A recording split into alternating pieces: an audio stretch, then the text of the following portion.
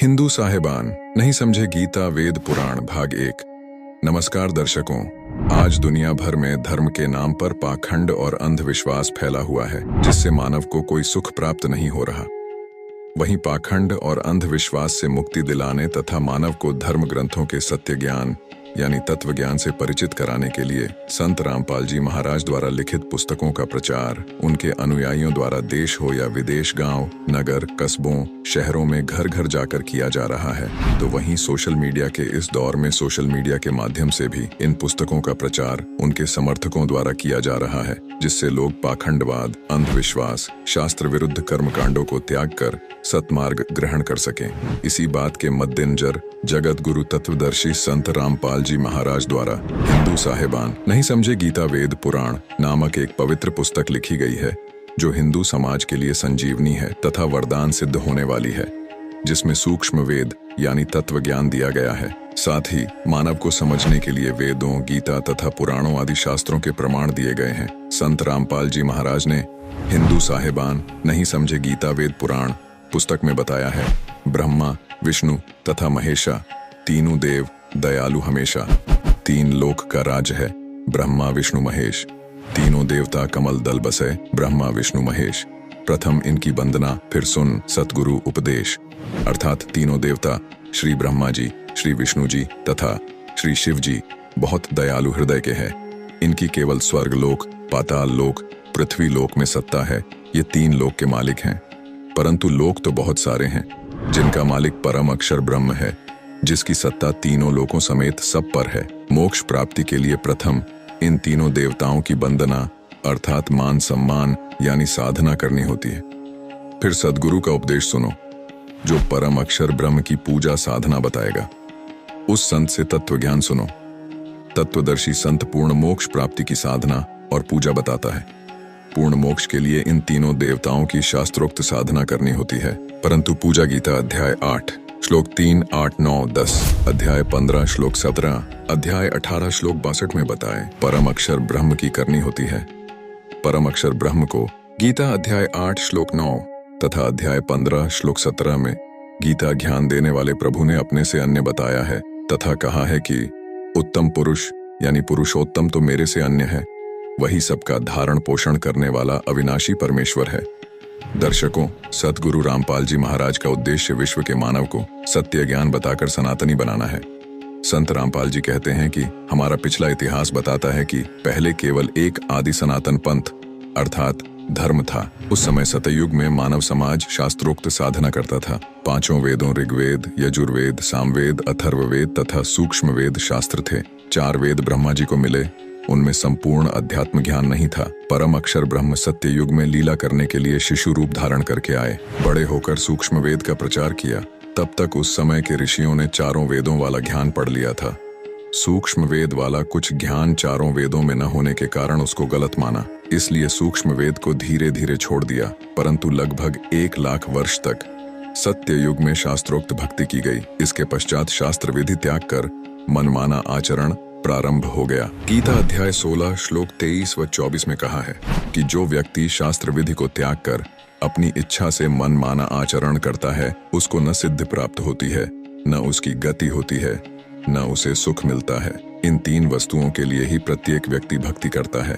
लेकिन जब मनमाने आचरण से कोई लाभ नहीं हुआ, तो तत्व ज्ञान के अभाव से हम धर्मों में बंटते चले गए, जो विश्व में अशांति का कारण बन गया, जिससे मानव एक दूसरे का जानी दुश्मन बन गया है। संत गरीबदास जी ने सूक्ष्म वेद में कहा है, आदि सनातन पंथ हमारा, जानत नहीं इसे संसारा। षट दर्शन सब खटपट होए, हमरा पंथ ना पावे कोई। इन पंथों से वह पंथ अलहदा, पंथों बीच सब ज्ञान है बहदा। कैसे हुआ सनातनी पूजा का अंत? दर्शकों, हिंदू साहिबान नहीं समझे गीता वेद पुराण पुस्तक में संत रामपाल जी महाराज ने बताया है कि गीता ज्ञानदाता ब्रह्म ने गीता अध्याय 4 श्लोक 1 और 2 में स्पष्ट किया है कि हे अर्जुन, यही योग यानी गीता वाला अर्थात 4 वेदों वाला ज्ञान मैंने सूर्य से कहा था। सूर्य ने अपने पुत्र मनु से कहा, मनु ने अपने पुत्र इक्ष्वाकु को कहा। इसके पश्चात ये ज्ञान कुछ राज ऋषियों ने समझा। उसके पश्चात ये ज्ञान नष्ट हो गया यानी लुप्त हो गया, जिसका प्रमाण जैन संस्कृति कोश नामक पुस्तक के पृष्ठ 175 से 177 में दिया गया है, जिसमें कहा गया है कि तीर्थंकर ऋषभदेव अंतिम कुलकर अयोध्या के राजा इक्ष्वाकु वंशी नाभिराज के पुत्र थे। ऋषभदेव ने समय आने पर अपने पुत्रों को उनकी योग्यता अनुसार राज्य सौंपकर संसार त्याग दिया और दीक्षा लेकर साधना में लीन हो गए। साधना काल में पाणिपात्री ऋषभदेव 1 वर्ष तक निराहार रहे।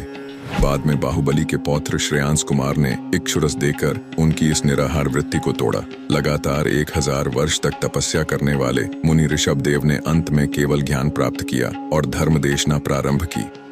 प्रथम धर्मदेशना भरत के पुत्र मरीचि को दी, जो बाद में जैन धर्म के 24वें तीर्थकर महावीर वर्धमान बने। पवित्र गीता अध्याय 6 श्लोक 16 में कहा है कि हे अर्जुन, यह योग यानी भक्ति साधना न तो बिल्कुल न खाने वाले की सिद्ध होती है, न अधिक खाने वाले की, न अधिक सोने वाले की, न अधिक जागने वाले की सिद्ध होती है, तथा गीता अध्याय 17 श्लोक 5-6 में कहा है, जो मनुष्य शास्त्र विधि रहित यानी शास्त्र विधि को त्याग कर केवल मन कल्पित घोर तप को तपते हैं, वे शरीर में प्राणियों व कमल चक्रों में विराजमान शक्तियों को तथा हृदय में स्थित मुझको भी कृश करने वाले हैं।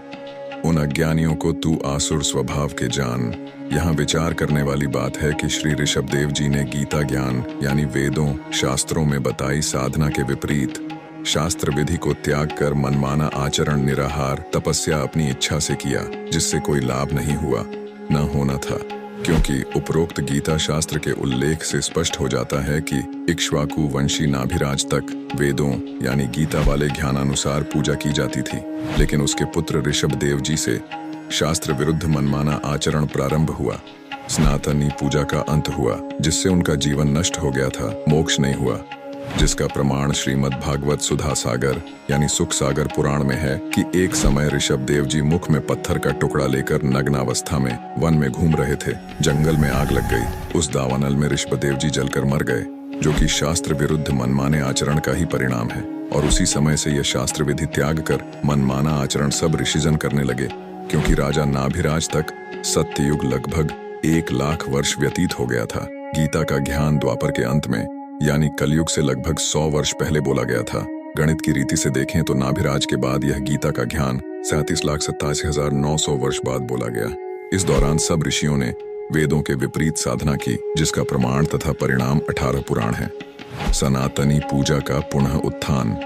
संत रामपाल जी महाराज बताते हैं कि गीता अध्याय 4 श्लोक 34 में गीता ज्ञानदाता ने कहा है कि उस ज्ञान को यानी सूक्ष्म वेद वाले ज्ञान को तू तत्वदर्शी संतों के पास जाकर प्राप्त कर, जिससे स्पष्ट है कि तत्व ज्ञान गीता में नहीं है। यदि होता तो गीता ज्ञान देने वाला यह नहीं कहता कि तत्व ज्ञान को तत्वदर्शी संतों से जान। तत्वदर्शी संत के अभाव में मानव समाज मनमाना आचरण करके अपना मानव जीवन नष्ट कर रहा है, क्योंकि जब गीता अनुसार तत्वदर्शी संत मिल जाता है तो वह संपूर्ण अध्यात्म ज्ञान बताता है, जिसको सुन समझकर बुद्धिमान मानव अपनी साधना शास्त्रों के अनुसार करता है, जीवन धन्य कर लेता है, एक मानव धर्म बन जाता है। संत गरीबदास जी ने अपनी अमृतवाणी में कहा है, गरीब ऐसा निर्मल नाम है, निर्मल करे शरीर, और ज्ञान मंडलीक है चकवय ज्ञान कबीर। अर्थात सच्चा नाम ऐसा कारगर है जो आत्मा को निर्मल कर देता है। अध्यात्म ज्ञान शरीर के कष्ट भी दूर करता है। कबीर साहिब का अध्यात्म ज्ञान चक्रवर्ती है, अन्य ज्ञान क्षेत्रीय यानी लोक वेद हैं। वहीं हमारे धर्मशास्त्र बताते हैं कि प्रत्येक मानव स्त्री पुरुष के शरीर में कमल दल यानी कमल चक्र बने हैं। मानव शरीर में ही मोक्ष प्राप्त किया जा सकता है। मोक्ष प्राप्ति यानी उस लोक में जाने का एक ही मार्ग है जिसमें परमात्मा यानी परम अक्षर ब्रह्म निवास करता है। वह स्थान वह परम पद है जिसके विषय में गीता अध्याय 15 श्लोक 4 में कहा है कि तत्व ज्ञान प्राप्त होने के पश्चात परमेश्वर के उस परम पद की खोज करनी चाहिए, जहां जाने के पश्चात साधक फिर लौटकर संसार में कभी नहीं आते। जिस परमेश्वर से संसार रूप वृक्ष की प्रवृत्ति विस्तार को प्राप्त हुई है, यानी जिसने सृष्टि की उत्पत्ति की है, जो सबका धारण पोषण करने वाला है, उसकी भक्ति करो। दर्शकों, वर्तमान समय में जगत गुरु तत्वदर्शी संत रामपाल जी ही गीता अनुसार तत्वदर्शी संत हैं, जो सूक्ष्म वेद के साथ साथ सर्वधर्म ग्रंथों का यथार्थ ज्ञान अर्थात तत्व ज्ञान बता रहे हैं और परम अक्षर ब्रह्म की वास्तविक शास्त्र अनुकूल भक्ति विधि बताते हैं, जिसका संकेत गीता अध्याय 17 श्लोक 23 में किया गया है, जिससे मानव को लाभ होते हैं।